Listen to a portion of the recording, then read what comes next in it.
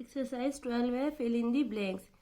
If two angles of a triangle are 45 and 65, then the third is. हमें पता है sum of interior angle of a triangle क्या होता है, 180 होता है. ठीक है, और जब हम इन दोनों का अगर सम करते हैं तो ये हमारे पास आ जाता है 110. और 180 में से जब हम 110 माइनस करते हैं तो हमारे पास आ जाता है 70. मतलब दो ये हैं और तीसरा क्या है, तीसरा 70 है हमारे पास. The side of the triangle opposite the right angle is called the. अब ये हमारे पास राइट एंगल ट्रायंगल है. राइट एंगल ट्रायंगल वो होती है जिसमें 90 का एंगल हो. ठीक है, अब इसके वो कह रहे हैं अपोजिट साइड, तो ये वाली साइड जो सबसे लंबी साइड होती है इसे हम कहते हैं हाइपोटेन्यूज. अब in a dash triangle all the sides are of different length. जो स्केलन ट्रायंगल होती है वो हमारे पास उसमें सारी साइड डिफरेंट होती हैं, कोई भी साइड की लेंथ सेम नहीं होती. उसके बाद in and dash angle triangle two angles are smaller than 90. तो मतलब एक जो दो स्मॉलर देन 90 है तो तीसरा बड़ा होगा, तो वो हमारे पास कौन सा ट्रायंगल होता है, obtuse angle triangle. A dash triangle can B right angle, obtuse angle और एक्यूट एंगल.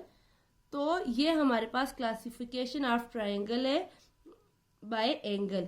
ठीक है, तो ये तीनों एंगल्स की जो क्लासिफिकेशन है वो स्केलन ट्रायंगल में होती है. अच्छा, उसके बाद state whether the following are true और फॉल्स. हमने बताने हैं कि कौन से ट्रू हैं और कौन से फॉल्स हैं. Sum of interior angle of a triangle is 180. तो ये हमारे पास ट्रू होता है क्योंकि sum of interior angle of a triangle 180 ही होता है. Exterior angle of a triangle equal to the sum of opposite interior angle. Exterior angle बाहर वाले एंगल को कहते हैं और इंटीरियर एंगल अंदर वाले को कहते हैं. फॉर एग्जांपल ये हमारे पास ट्रायंगल है तो ये दोनों मेरे पास इंटीरियर एंगल है और ये वाला एक्सटीरियर एंगल है. तो इन दोनों का सम करेंगे तो ये हमारे पास एक्सटीरियर एंगल आ जाएगा. तो ये वाली स्टेटमेंट भी हमारे पास ट्रू है. उसके बाद base angle of an isosceles triangle are equal. तो ये हमारे पास ऐसे ही होता है, जो दोनों बेस एंगल होते हैं वो हमारे पास सेम होते हैं आइसोस्केलन ट्रायंगल में. तो ये भी हमारे पास ट्रू है. A scalene triangle can never be a right angle triangle.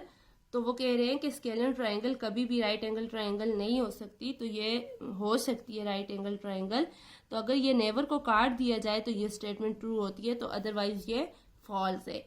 To angle in a right angle triangle can be of 90. तो अगर हम देखें 90 प्लस 90 करते हैं तो ये हमारे पास 180 आ जाता है. तो sum of interior angle of triangle, तीन एंगलों का सम 180 होता है. तो 90 और 90 दोनों 90 हो गए. तो तीसरा एंगल कहाँ गया, वो तो है ही नहीं. तो ये स्टेटमेंट भी क्या हुई, फॉल्स हुई.